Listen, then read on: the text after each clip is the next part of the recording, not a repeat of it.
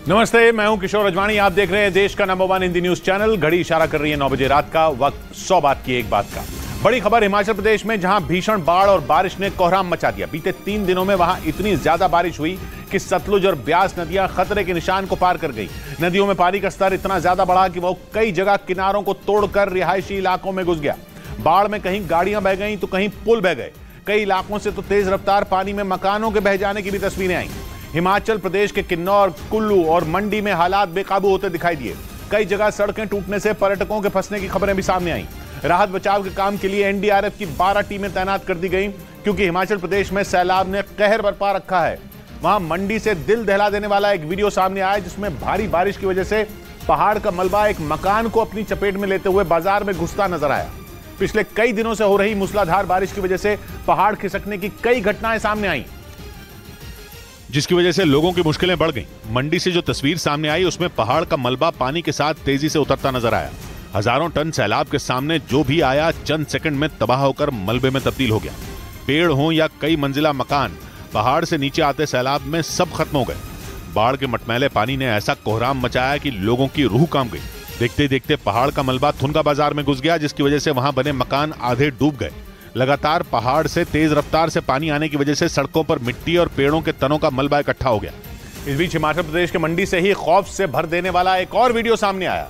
वहां ब्यास नदी में आए उफान की वजह से एक कार तेज लहरों में तिनके की तरह बहती नजर आई, जिसे देखकर लोगों की रूह कांप गई, क्योंकि ब्यास नदी का बहाव इतना तेज था कि वो रास्ते में आने वाली हर एक चीज को बहा ले जाने के लिए आमादा थी। वहां से जो तस्वीर सामने आई, उसमें वो कार ब्यास नदी में धीरे धीरे बहती नजर आई, लेकिन जैसे ही वो कार नदी के बीच में पहुंची, वो उफनती लहरों में तिनके की तरह बहती चली गई। उस कार को नदी के तेज बहाव में देखकर ऐसा लगा मानो कोई नाव तैर कर जा रही हो। मंडी में पिछले कई दिनों से हो रही भारी बारिश से ब्यास नदी का जलस्तर बढ़ने से मिट्टी का कटान शुरू हो गया, जिसकी वजह से सड़क किनारे खड़ी कई कारें डूब गई। जबकि मंडी में ही ब्यास नदी पर बना पुल भी बह गया, जिसका एक ऐसा वीडियो सामने आया जो किसी की भी चीख निकाल दे। बारिश और बाढ़ ने हिमाचल के कई हिस्सों में कोहराम मचा दिया, जिसकी वजह से वहां के नदी और नाले खतरे के निशान से ऊपर बहने लगे और भीषण बाढ़ की वजह से ब्यास नदी पर बना पुल ढह गया। बिजली की रफ्तार और पानी के तेज थपेड़ों के आगे यह पुल टिक नहीं सका और एक खिलौने की तरह नदी में डूब गया। वहां से सामने आए वीडियो में दिखा कि पानी की लहरों में वो पुल समा गया और चंद सेकंड में ही उसका नामो निशान मिट गया और ऐसा लगा जैसे वहां कभी कुछ था ही नहीं। ये देखकर आसपास मौजूद लोगों की चीख निकल आई। वहीं हिमाचल प्रदेश के कुल्लू में भी ब्यास नदी ने खूब तांडव किया और कम से कम आधा दर्जन ट्रकों को निगल गई। वहां से ट्रकों के नदी में बहने के खौफ से भर देने वाले वीडियो भी सामने आए, जिनमें एक तस्वीर में नदी किनारे पार्किंग में खड़े एक ट्रक के 2 टायरों के नीचे की जमीन नजर ही नहीं आई और वो सैलाब में समा चुकी थी, इसलिए वो ट्रक पानी की तरफ झुका दिखा। इसके बाद की तस्वीर में पूरा का पूरा ट्रक पानी के अंदर मिला। ट्रक भारी भरकम था, लेकिन उसमें सैलाब से ज्यादा दम नहीं था। जोरदार लहरों ने उसे ऐसे पटका कि वो एक तरफ पलट गया। सामने आए एक दूसरे वीडियो में भी एक दूसरा ट्रक नदी में बहता नजर आया और फिर आंखों के सामने ओझल हो गया। इस बीच हिमाचल प्रदेश के मंडी में भारी बारिश की वजह से एक पुल ताश के पत्तों की तरह ढह गया। हिमाचल प्रदेश में हो रही मूसलाधार बारिश की वजह से पंडोर डैम के कई गेट खोलने पड़े, जिसकी वजह से ब्यास नदी का जलस्तर बढ़ गया और उसकी उफनती लहरों ने वहां बने उस पुल को अपनी चपेट में ले लिया। वहां से जो तस्वीर सामने आई, उसमें कई साल पुराना पुल अचानक मलबे में तब्दील होता दिखाई दिया। हालांकि गनीमत यह रही कि जिस वक्त वो पुल ढहा, उस पर कोई मौजूद नहीं था, वरना बड़ा हादसा हो सकता था। तूफान इस कदर है कि अपनी तबाही के निशान अपने पीछे छोड़कर चला जा रहा है और ये देखिए पीछे तबाही के निशान आप देख सकते हैं। पिछले कई दिनों से बाढ़ ने ऐसा कोहराम मचाया कि कई इलाके खंडहर में बदल गए। ये नहीं, मकान हो या मंदिर, सैलाब ने किसी पर भी रहम नहीं दिखाया। और हिमाचल प्रदेश के किन्नौर से भी दहशत पैदा करने वाली एक तस्वीर सामने आई। वहां बारिश के बाद पहाड़ का एक हिस्सा टूटकर सड़क पर आ गया, जिसने नेशनल हाईवे 5 पूरी तरह बंद हो गया। खौफ पैदा करने वाली तस्वीरों को वहां मौजूद कुछ लोगों ने अपने मोबाइल कैमरे में रिकॉर्ड किया, जिनके खौफनाक वीडियो भी सामने आए। पहले वीडियो में एक इमारत के नीचे जमीन ही नजर नहीं आई, सैलाब उसे निगल चुका था और जब नींव ही नहीं बची तो उस इमारत ने भी कब तक टिकना था, इसलिए चंद सेकंड में उसने भी जल समाधि ले ली। मनाली से सामने आए एक दूसरे वीडियो ने भी लोगों की जान हलक में ला दी। तेज बारिश के बाद ब्यास नदी इतने उफान पर आ गई कि वो सफेद बिल्डिंग नदी में ही समा गई। इस बीच हिमाचल प्रदेश को डरा देने वाली एक और खबर सामने आई। अगले 48 घंटे हिमाचल प्रदेश पर भारी पड़ सकते हैं, क्योंकि मौसम विभाग ने वहां भारी से बहुत भारी बारिश का अलर्ट जारी कर दिया। जबकि पहले से हो रही बारिश और बाढ़ की वजह से बीते एक रोज में 15 लोगों की मौत की खबर मिली, जिसके बाद मुख्यमंत्री ने लोगों से सुरक्षित जगहों पर रहने की अपील की। क्योंकि बीते 2 दिन में हुई भयानक बारिश की वजह से हिमाचल प्रदेश में कई नदियां खतरे के निशान को पार कर गई। हिमाचल प्रदेश में बीते 3 दिन में मानसून का जैसा रौद्र रूप दिखा वैसा पहले कभी नहीं दिखा। राज्य के कई जिलों में हालात बेकाबू हो गए। राज्य आपदा प्रबंधन विभाग के मुताबिक हिमाचल प्रदेश में मूसलाधार बारिश और जमीन खिसकने की वजह से 3 नेशनल हाईवे समेत 828 से ज्यादा सड़कें बंद हो गई। मुश्किल भरे इन हालात में मुख्यमंत्री सुखविंदर सिंह सुक्खू ने लोगों से सावधानी बरतने की अपील की।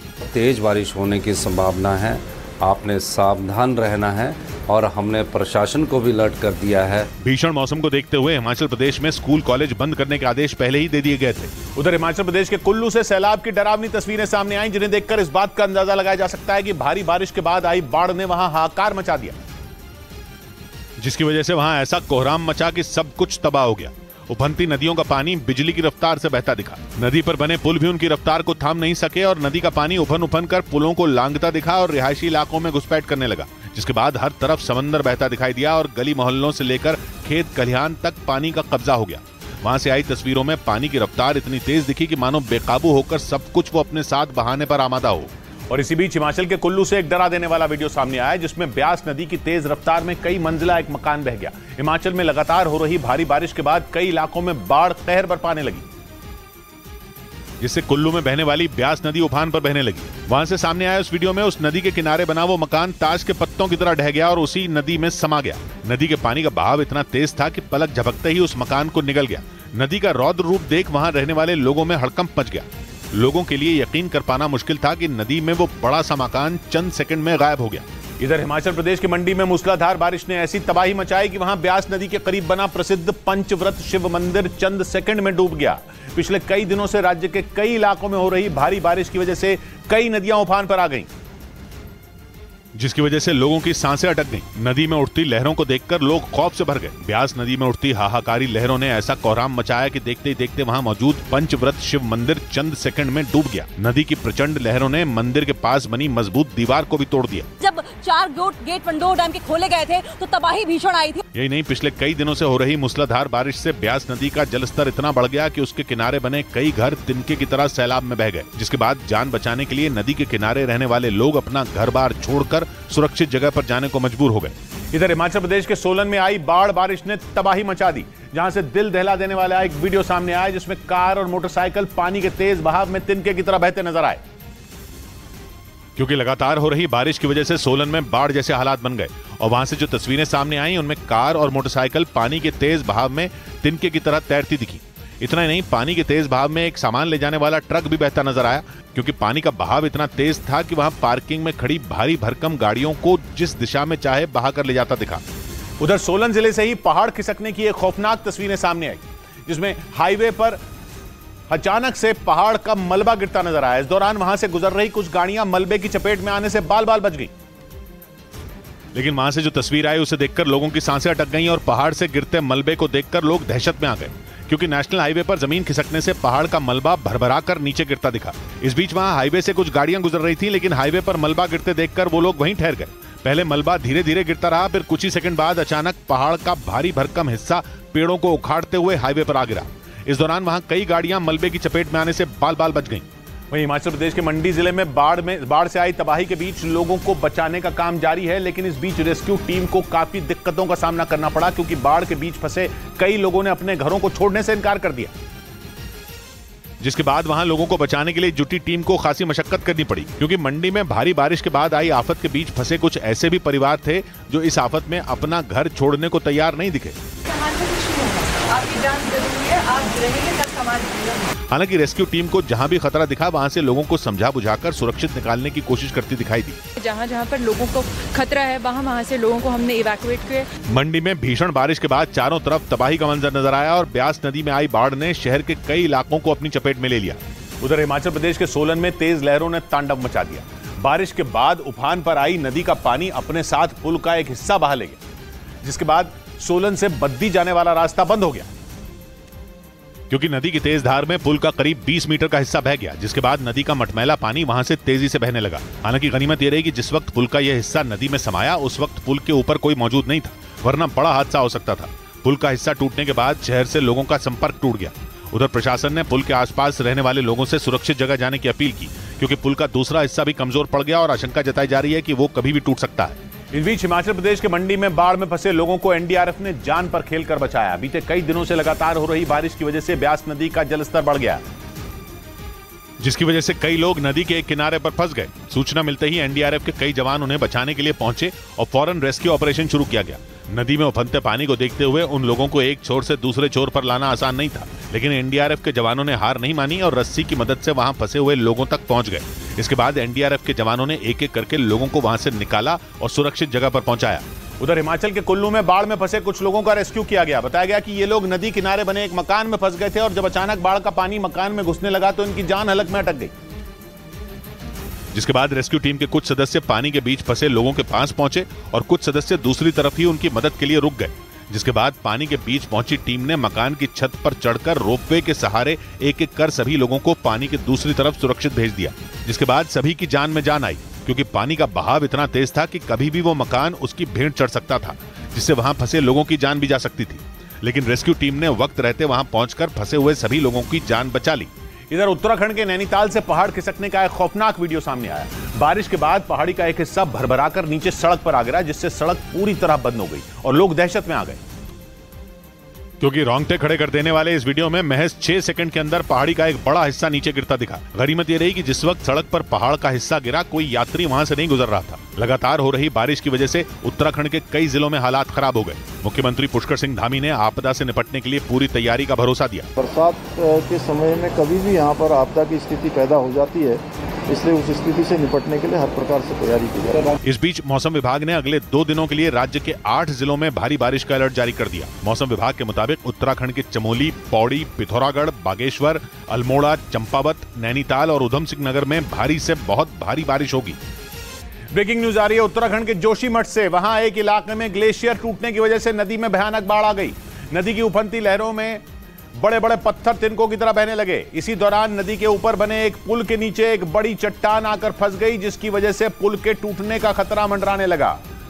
उधर हिमाचल प्रदेश के रामगढ़ से देहरादून जा रही एक बस पानी के तेज बहाव में फंस गई, जिसके बाद उस बस में सवार सभी यात्री बुरी तरह से घबराए हुए नजर आए और लोग अपनी जान बचाने के लिए बस की खिड़की से ही उसकी छत पर चढ़ते दिखे, क्योंकि यात्रियों से भरी बस जैसे ही पानी के बीच फंसी तो उसमें सवार लोगों में अफरा तफरी मच गई। बस में सवार लोग आनन फानन में अपनी जान बचाने की कोशिश करते दिखे और उस बस की खिड़कियों से छत पर सामान लेकर चढ़ने लगे। उसके बाद एक एक कर सभी यात्री पहले अपना सामान फेंकते दिखे, फिर पानी के तेज बहाव के बीच छलांग लगाते नजर आए। बताया गया कि बस हिमाचल प्रदेश के रामगढ़ से देहरादून जा रही थी, लेकिन देहरादून पहुंचने से पहले ही हादसे का शिकार हो गई, जिसका वीडियो सोशल मीडिया पर वायरल हो गया। उधर जम्मू कश्मीर के कठुआ जिले में आई बाढ़ की वजह से कई लोग अलग अलग इलाकों में फंस गए, जिन्हें बचाने के लिए प्रशासन की तरफ से रेस्क्यू ऑपरेशन चलाया गया और उनमें 50 से ज्यादा लोगों को सुरक्षित बचा लिया गया, क्योंकि वहां भारी बारिश के बीच नदी और नाले उफान पर आ गए, जिनकी वजह से कठुआ में रामबाग और उसके आसपास के गांव बाढ़ की चपेट में आ गए। बाढ़ के बीच वहां 50 से ज्यादा लोग अलग अलग इलाकों में फंस गए, जिन्हें बचाने के लिए एसडीआरएफ और पुलिस की टीमों ने रेस्क्यू ऑपरेशन चलाया। कठुआ से रेस्क्यू की जो तस्वीरें सामने आई, उनमें बचाव कर्मी उफनते नाले को नाव के जरिए पार करके वहाँ बाढ़ वाले इलाकों में फंसे लोगों को निकालते नजर आए। जो गाँव है सारे, इनमें पानी आ गया और पानी का बहाव काफी तेज है। वहां बाढ़ के बीच लोगों के फंसे रहने की आशंका बनी रही, जिन्हें ढूंढने के लिए बचाव कर्मी ड्रोन का इस्तेमाल करते नजर आए। इस बीच जम्मू कश्मीर के उधमपुर से हैरान कर देने वाला एक वीडियो सामने आया। वहां नदी पर बना एक पुल पानी के तेज बहाव की वजह से बह गया, जिसके बाद लोगों में खौफ भर गया, क्योंकि लोग देखते ही रह गए और पुल पानी के साथ बहता चला गया। वहां बीते 4 दिनों से तेज बारिश हो रही है, जिसका नतीजा यह हुआ कि नदी का जलस्तर बढ़ गया और पानी का बहाव तेज होने के कारण आधा पुल कागज की किसी कश्ती की तरह बह गया। वहीं इस पुल के बह जाने के बाद वहां से लोगों का आना जाना बंद हो गया और इन हालात में कई गांवों का एक दूसरे से संपर्क टूट गया। ऐसे में जो जहां था वहीं फंस गया। वहीं जम्मू कश्मीर के कठुआ में 2 दिनों से लगातार जारी मूसलाधार बारिश की वजह से सड़कों पर सैलाब आ गया, जिसके बाद वहां जम्मू पठानकोट नेशनल हाईवे भी पानी में डूब गया, जिसकी वजह से उस पर आने जाने वाले लोगों की मुसीबतें बढ़ गईं। कठुआ से जो तस्वीरें सामने आई, उनमें जम्मू पठानकोट नेशनल हाईवे पानी में पूरी तरह डूबा नजर आया। इस दौरान हाईवे का डिवाइडर भी पानी में डूबा हुआ दिखाई दिया। वहां से गुजर रही बड़ी बड़ी गाड़ियों के पहिए भी पानी में डूबे हुए दिखाई दिए। इतना ही नहीं, बारिश का पानी कुछ कारों के बोनेट तक जा पहुंचा। इस बीच तालाब में तब्दील हुए जम्मू पठानकोट नेशनल हाईवे पर कई गाड़ियां फंस गईं, जिसके बाद कुछ लोग उन्हें धक्का लगाते नजर आए। इधर हरियाणा के हथनीकुंड बैराज से यमुना नदी में 3 लाख क्यूसेक से ज्यादा पानी छोड़े जाने के बाद दिल्ली में बाढ़ का खतरा मंडराने लगा। नदी में पानी का स्तर इतना तेजी से बढ़ा कि दिल्ली सरकार के सिंचाई और बाढ़ नियंत्रण विभाग ने निचले इलाकों में रहने वाले लोगों को सुरक्षित जगहों पर जाने की सलाह दी।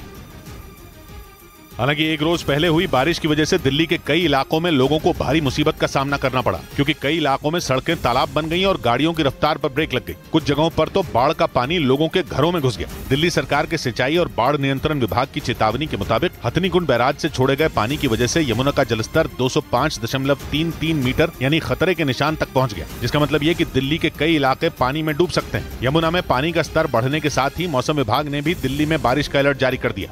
उधर दिल्ली के पास हरियाणा के गुरुग्राम में भारी बारिश के बीच एक पुलिस थाना ही डूब गया, जिसके बाद वहां काम करने वाले पुलिसकर्मी पानी में बैठकर काम करने को मजबूर दिखे।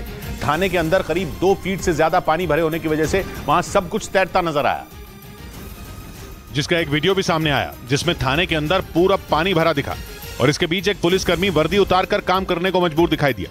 पुलिस वाला एक कुर्सी पर बैठा नजर आया जो पानी में डूबी हुई दिखी। गुरुग्राम के सेक्टर 50 के पुलिस थाने में भारी बारिश के बाद इतना पानी घुस गया कि पूरा थाना ही डूब गया, जिससे थाने के अंदर काम करने वाले पुलिस वालों को मुसीबत का सामना करना पड़ा।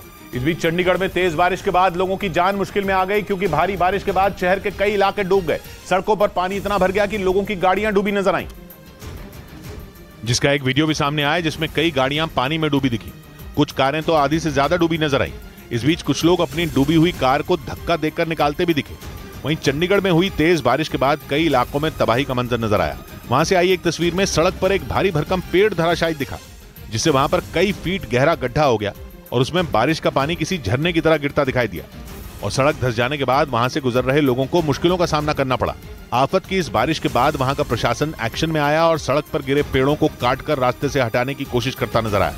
वहीं हरियाणा के अलग अलग हिस्सों में हुई जोरदार बारिश ने जमकर कोहराम मचाया। अंबाला में तो इतनी बारिश हुई कि पूरा शहर ही डूबा नजर आया और आसमान से बरसा पानी लोगों को आफत की तरह दिखने लगा, क्योंकि सड़कों पर जबरदस्त पानी भर गया। इतना पानी कि ये पता लगाना मुश्किल हो गया कि पानी के नीचे सड़क है भी या नहीं। सड़कों के साथ साथ दुकानें भी पानी में समाई नजर आईं, जिसकी वजह से दुकानों में रखा सामान तैरने लगा। सबसे बुरा हाल तो कपड़ा बाजार का हुआ। आज तक नालों की सफाई नहीं हुई, जो रात पानी आया है इससे करोड़ों रुपए का नुकसान हो गया। वहाँ हुई जोरदार बारिश ने कुछ ही देर में ऐसा कहर बरपाया कि लोगों का पैदल चलना भी मुश्किल हो गया। घुटनों तक भरे पानी के बीच कई लोग सड़क से गुजरते दिखाई दिए और लोगों को बाजार में पानी भर जाने की वजह से दुकानों को बंद करना पड़ गया।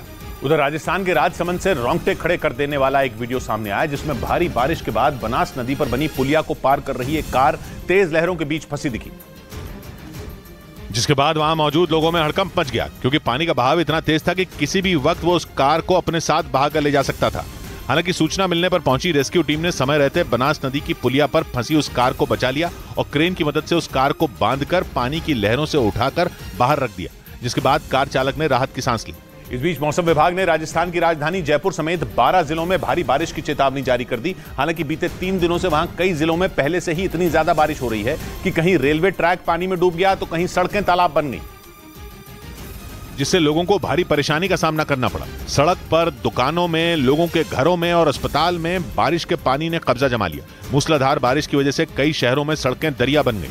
इस बीच मौसम विभाग ने अगले 2 दिन तक राजस्थान की राजधानी जयपुर, उदयपुर, सवाई माधोपुर, टोंक, अलवर, अजमेर, कोटा और भरतपुर में भारी बारिश का अलर्ट जारी कर दिया, जिसका मतलब यह कि अगले 2 दिन इन जिलों में बारिश की वजह से हालात और बिगड़ सकते हैं।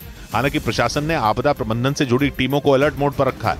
उधर राजस्थान के टोंक में भारी बारिश की वजह से हालात खराब हो गए। सिर्फ 1 घंटे की बारिश से वहां हुए जलभराव ने लोगों की मुश्किलों को कई गुना बढ़ा दिया, क्योंकि वहां हर तरफ पानी ही पानी नजर आया और लोग सड़क पर भरे उसी बारिश के पानी के बीच से गुजरते दिखाई दिए। टोंक में 1 घंटे की बारिश ने वहां के नगर निगम की पोल खोलकर रख दी, क्योंकि मूसलाधार बारिश के बाद वहां की सड़कों पर इस कदर पानी भरा कि वो तालाब जैसी दिखने लगी। सड़क पर कई फीट तक पानी भरने की वजह से लोगों को चलने में मुश्किलों का सामना करना पड़ा। यहाँ तक कि मोटरसाइकिल और गाड़ियों से चलने वालों के लिए भी उन सड़कों से गुजरना मुसीबत से कम नहीं रहा। घुटनों तक भरे पानी की वजह से सड़क पर दुकान लगाने वालों की दुकानें भी पानी में डूबी नजर आई।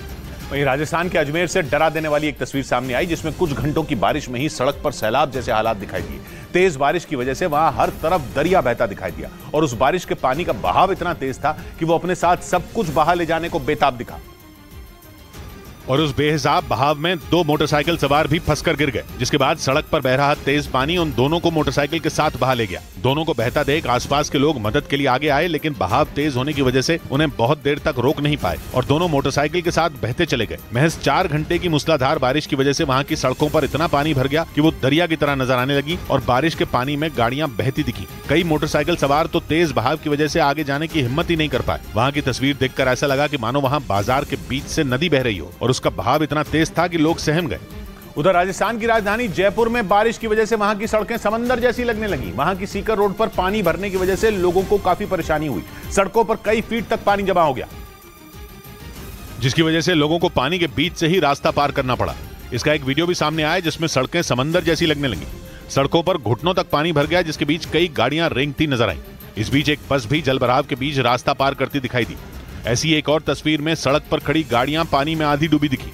पानी यहाँ पर कई जगह घुटनों तक, कई जगह कमर तक, और इस वजह से आप देखिए कि क्या हालात बने रहते। वहां से जो तस्वीरें सामने आई उनमें सड़कों पर सैलाब नजर आया, जिसकी वजह से सड़क पर लंबा जैम लग गया और कुछ घंटों के लिए आवाजाही पूरी तरह बंद हो गई। ऐसे में आने जाने वाले लोगों को काफी परेशानी का सामना करना पड़ा।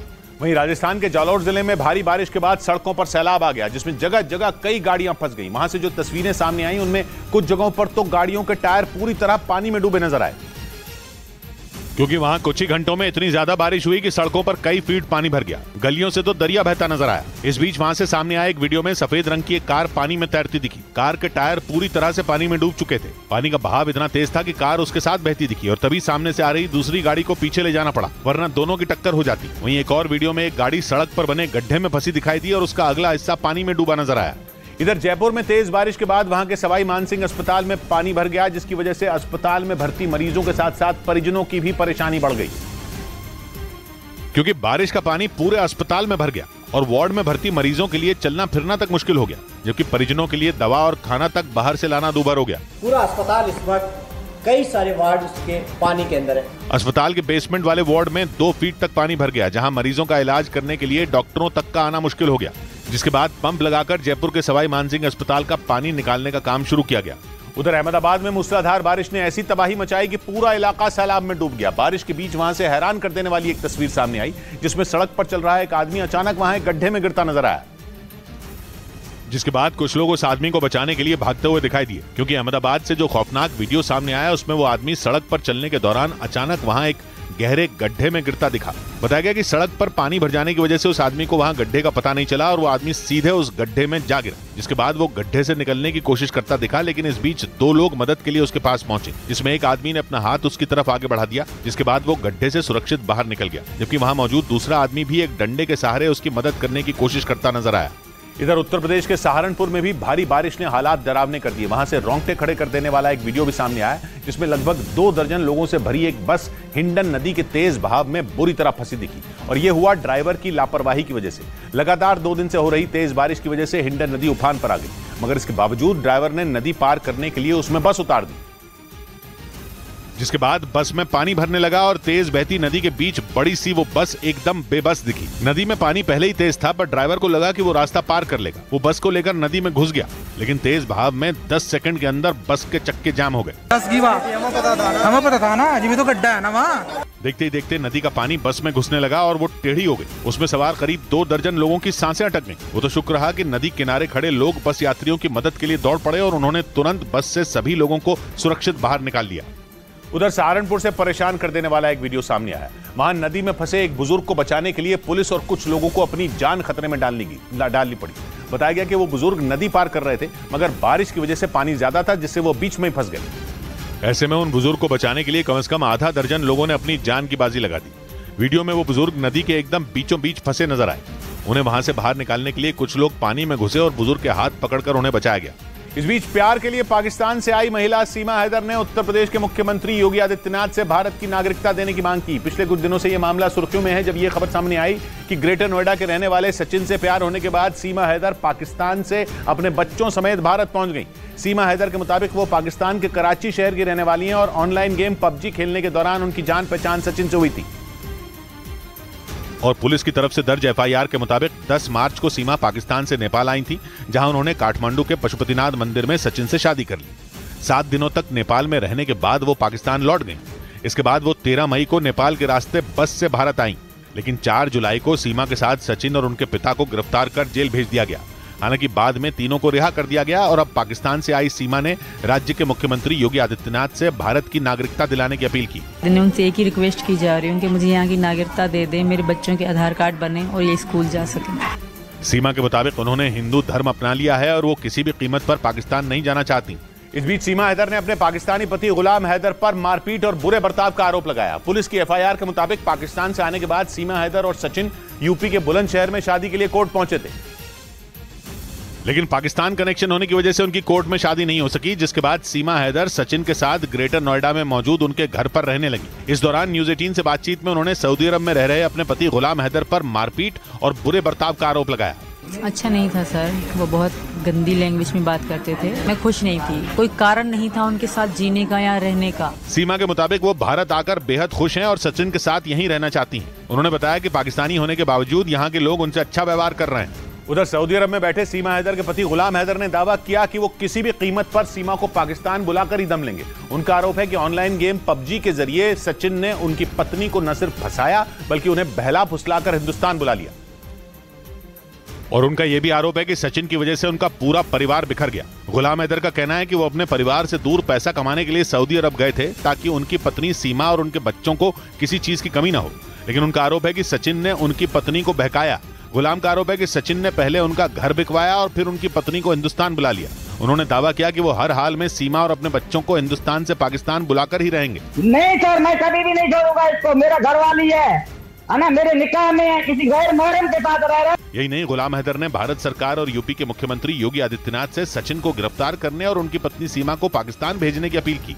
इस बीच दिल्ली के पास उत्तर प्रदेश के ग्रेटर नोएडा में रहने वाले सीमा हैदर के प्रेमी बताए जाने वाले सचिन को परिवार वालों के साथ पूरे गांव का भी साथ मिला। जानकारी के मुताबिक पाकिस्तान से आई सीमा हैदर को देखने के लिए सचिन के घर पर गांव के लोगों की भीड़ जुट रही है, क्योंकि दावा है कि सीमा पिछले करीब 2.5 महीने से सचिन के साथ रह रही।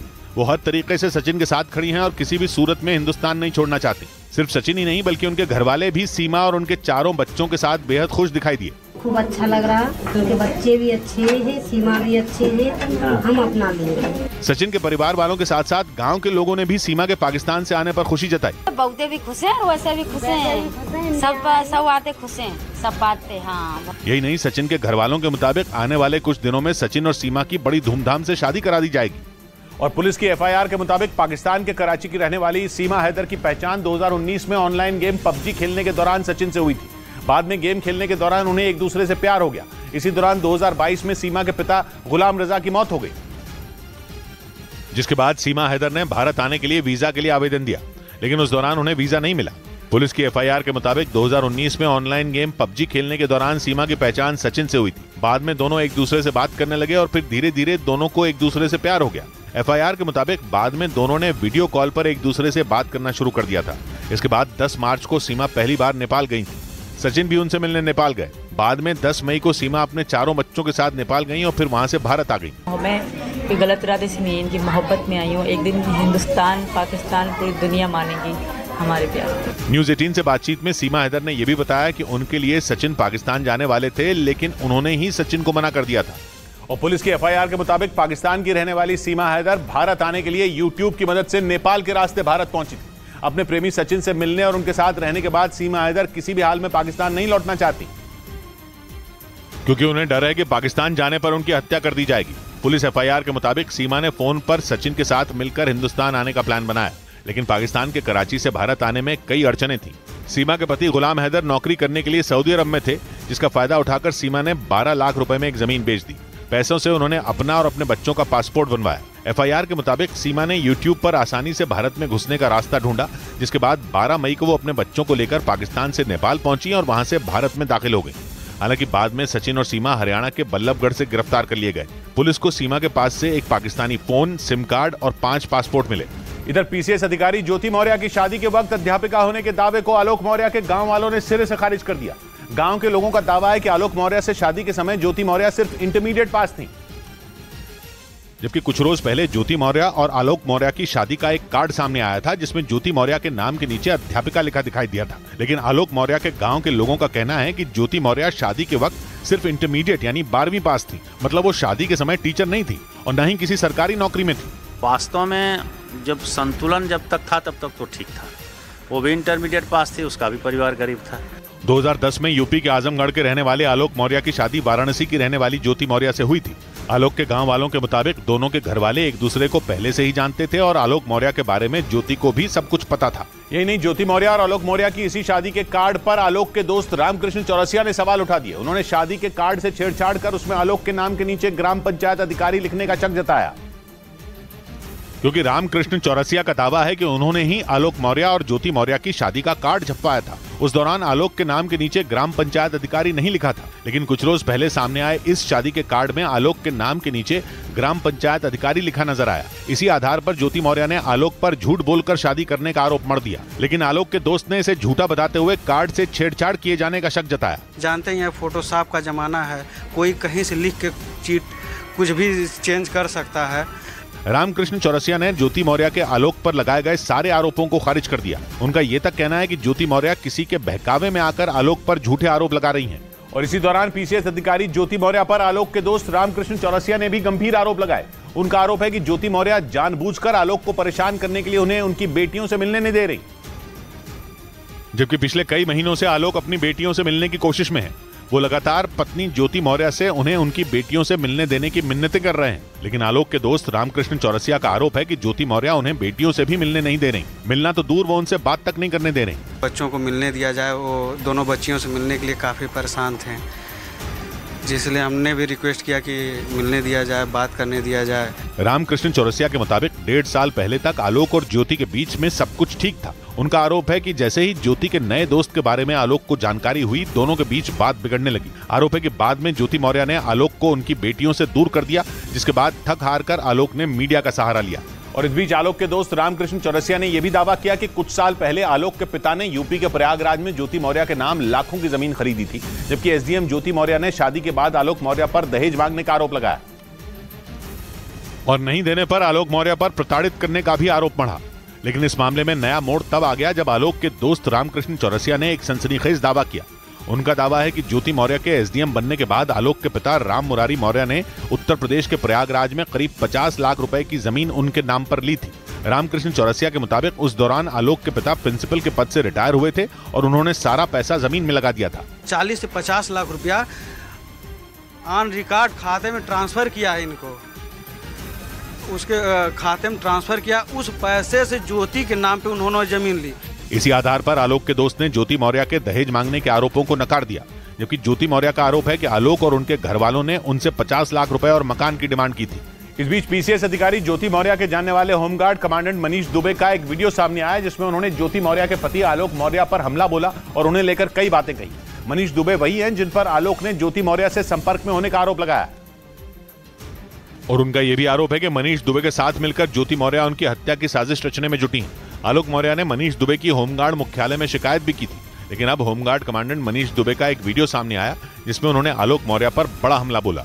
वीडियो में मनीष दुबे ने आलोक मौर्य के उस दावे पर सवाल उठाए जिसमें उन्होंने पत्नी ज्योति को पढ़ा लिखाकर अधिकारी बनाने का दावा किया था। हालांकि विवाद में अपना नाम आने से वो परेशान भी दिखे। तो मुझे लगता है कहाँ मैं इन सब चीजों में आगे फंस गया, इससे अच्छा तो मैं जो है दूर रहता है। सूत्रों के मुताबिक एसडीएम ज्योति मौर्य विवाद में मनीष दुबे का नाम सामने आने के बाद उनका ट्रांसफर किया गया।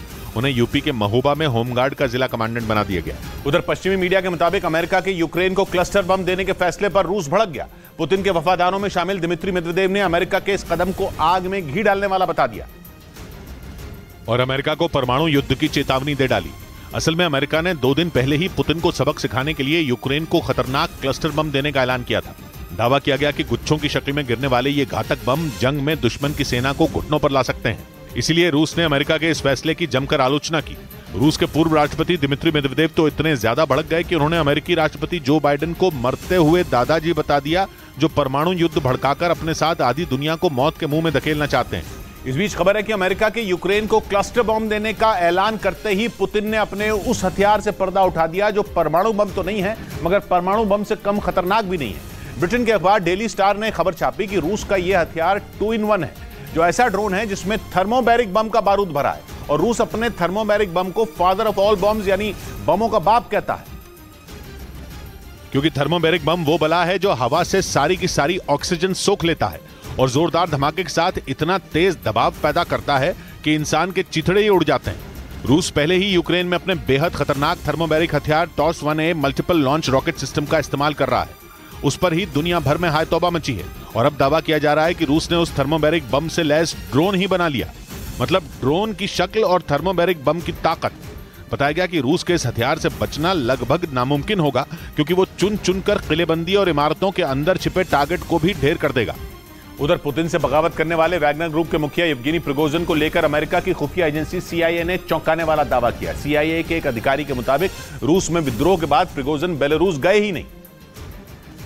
और इतना ही नहीं, दावा तो यहां तक किया गया कि वैगनर ग्रुप का एक भी लड़ाका बेलारूस नहीं गया, बल्कि वैगनर आर्मी पूरे दमखम के साथ पूर्वी यूक्रेन में जंग के मोर्चे पर तैनात है। CIA के उस अधिकारी ने रूस में हुई विद्रोह की घटना पर भी सवाल उठाए और दावा किया कि 24 जून को हुई उस घटना के लिए वैगनर चीफ येवगेनी प्रिगोजिन के हमशक्ल का इस्तेमाल किया गया। यानी वैगनर चीफ न तो रूस गए और न ही बेलारूस। ऐसे में आशंका जताई गई कि प्रिगोजिन पूर्वी यूक्रेन में कुछ बड़ा करने की तैयारी में जुटे। इस बीच रूस के मीडिया के मुताबिक वैगनर ग्रुप के विद्रोह के बाद पुतिन ने अपनी सेना के कई बड़े अधिकारियों की छुट्टी कर दी। दावा किया गया कि वैगनर ग्रुप की बगावत के बाद पुतिन के कई सैन्य सलाहकार गायब हैं, जिनमें रूस के उपरक्षा मंत्री भी शामिल हैं। रूस के मीडिया के मुताबिक वैगनर ग्रुप के विद्रोह और यूक्रेन जंग में रूस की फौज को मिल रही नाकामियों पर पुतिन भड़क गए, जिसके बाद उन्होंने अपनी ही सेना के 3 बड़े अधिकारियों को हटा दिया। यानी अब पुतिन जंग को लेकर कोई भी चूक बर्दाश्त करने के मूड में नहीं। दावा तो यहां तक किया गया कि उपरक्षा मंत्री पर एक्शन के बाद रूस के रक्षा मंत्री सर्गेई शोइगु का भी नंबर लग सकता है। उधर भीषण बाढ़ की वजह से दक्षिणी जापान में हजारों लोग बेघर हो गए। वहां के कई शहरों में भारी बारिश और पहाड़ खिसकने से लोगों की मुश्किलें बढ़ गईं और हजारों लोग अपना घर छोड़ने को मजबूर हो गए। वहां के फुकुओका शहर से जो वीडियो सामने आया उसमें पहाड़ खिसकने के बाद बाढ़ के पानी के साथ मलबा बहता नजर आया।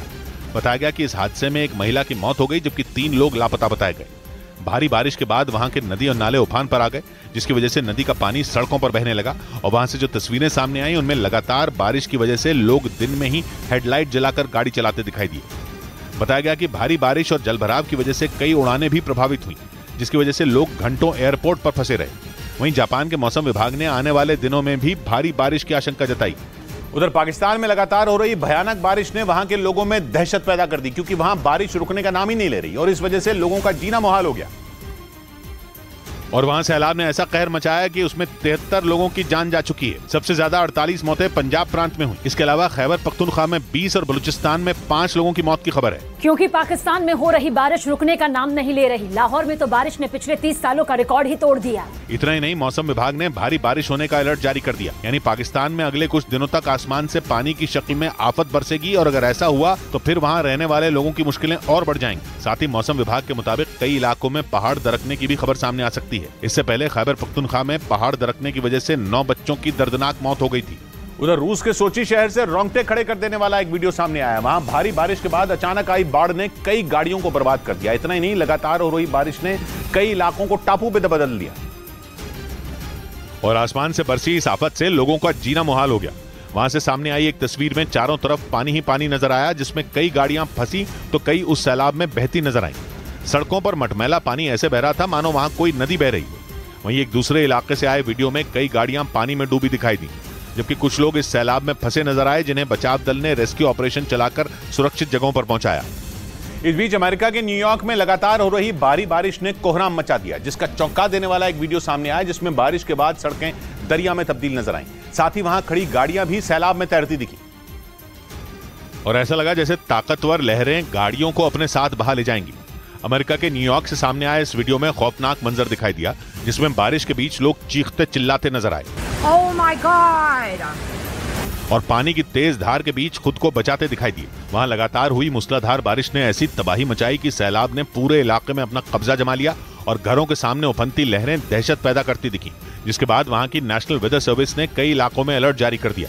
वहीं न्यूयॉर्क में आई बाढ़ के बाद वहां इमरजेंसी जैसे हालात बन गए, क्योंकि पिछले कुछ दिनों से हो रही मूसलाधार बारिश ने वहां सब कुछ तहस नहस कर दिया और तबाही के बीच एक खौफनाक वीडियो सामने आया, जिसमें सड़कों के बीच बने पुल पर उफनती लहरें उठती नजर आईं, जिसने वहां लोगों को दहशत से भर दिया। न्यूयॉर्क के हाईलैंड फॉल्स और ऑरेंज काउंटी जैसे इलाकों में बारिश आफत बनकर बरसी, जिससे वहां सड़कें और एक पुल सैलाब में समा गए। हाईलैंड फॉल्स इलाके से आई तस्वीर में उस पुल के पास पानी की लहरें कई फीट तक ऊंची उठती दिखी, जिन्हें देखकर ऐसा लगा मानो ये खौफनाक लहरें मजबूत दीवारों को तोड़कर उस पुल को बहा ले जाएंगी। जबकि उस इलाके में सड़कों पर भी पानी की तेज धार बहती दिखी, जिसके बाद प्रशासन ने इमरजेंसी का ऐलान कर दिया। उधर दक्षिणी चीन के एक गांव में भीषण आग लग गई, जिसके बाद हर तरफ अफरा तफरी मच गई, जिसका एक डराने वाला वीडियो भी सामने आया, जिसमें आग और धुएं का गुबार दिखा। बताया गया कि करीब आधे घंटे बाद वहां की रेस्क्यू टीम ने आग पर काबू पा लिया, लेकिन तब तक आग ने वहां कहर बरपा दिया। कई फीट ऊंची ऊंची उठती लपटें दूर से देखी जा सकती थी। आग से निकलने वाले धुएं का गुबार पूरे इलाके में फैल गया, जिसकी वजह से लोगों का सांस लेना भी दूभर हो गया। आग का धुआं बढ़ता देख लोग घरों की छत पर आ गए और बच्चों की जान बचाने के लिए चादर के सहारे उन्हें छतों से नीचे उतारते दिखे। आग की वजह से हर तरफ चीख पुकार मच गई और लोग मदद के लिए चिल्लाने लगे। करीब आधे घंटे बाद वहां की रेस्क्यू टीम ने आग पर काबू पा लिया। गनीमत ये रही कि आग से सभी लोग सुरक्षित बच गए। इस बीच कनाडा के डोरवल के एयरपोर्ट पर एक प्लेन में आग लगने से हड़कंप मच गया। बताया गया कि प्लेन से सामान उतारने वाली एक गाड़ी में अचानक आग लग गई और थोड़ी देर में वहां खड़े प्लेन ने आग पकड़ ली और वो धू धू कर जलने लगा। इसका जो वीडियो सामने आया उसमें उस प्लेन से काले धुएं का गुबार उठता नजर आया। आग का धुआं कई किलोमीटर दूर से ही दिखाई दे रहा था, जिसकी वजह से वहां अफरा तफरी मच गई। बताया गया कि जिस गाड़ी की वजह से उस प्लेन में आग लगी वो प्लेन के ठीक नीचे खड़ी थी और उससे सामान उतार रही थी।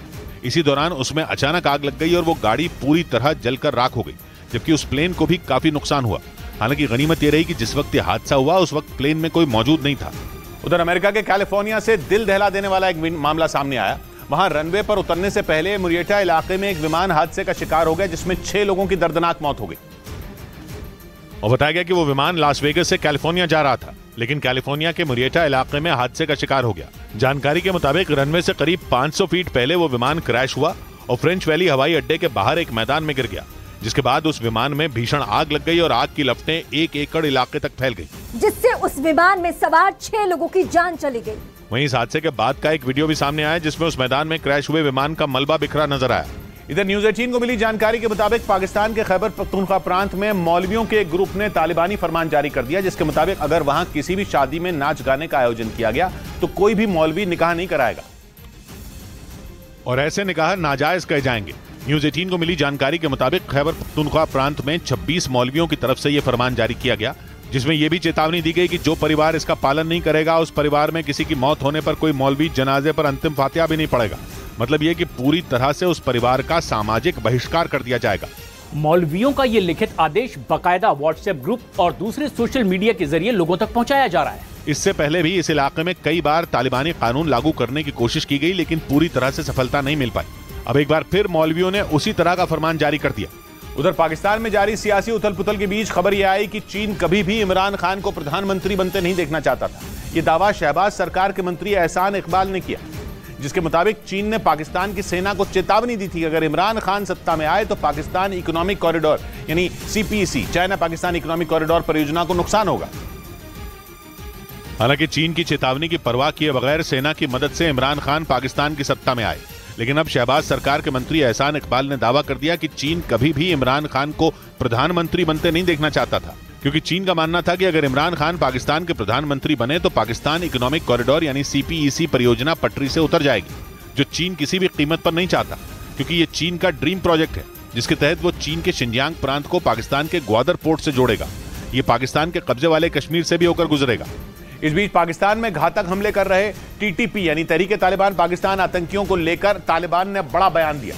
पाकिस्तान की मीडिया रिपोर्ट के मुताबिक तालिबान ने TTP आतंकियों के अफगानिस्तान में मौजूद होने से साफ इनकार कर दिया, क्योंकि पाकिस्तान और तालिबान के बीच TTP यानी तहरीक तालिबान पाकिस्तान के आतंकियों की वजह से तनाव बहुत बढ़ गया। ऐसा इसलिए क्योंकि पिछले कुछ महीनों में पाकिस्तान की सेना पर TTP आतंकियों ने कई बार हमले किए और पाकिस्तान सरकार को चेतावनी भी दी। और अब तालिबान के प्रवक्ता सुहेल शाहीन ने TTP आतंकियों के अफगानिस्तान में होने से इनकार कर दिया है। साथ ही उनके पाकिस्तान के कबायली इलाके में होने का दावा किया गया और इसके लिए पाकिस्तान को ही जिम्मेदार भी बताया। यानी अभी तक आतंकियों को पनाह देने वाला पाकिस्तान अब खुद उनसे परेशान है। उधर पश्चिमी मीडिया ने दावा किया कि अमेरिका के MQ-9 रीपर ड्रोन ने सीरिया में मोटरसाइकिल पर सवार आतंकी संगठन ISIS के एक आतंकी को ढेर कर दिया।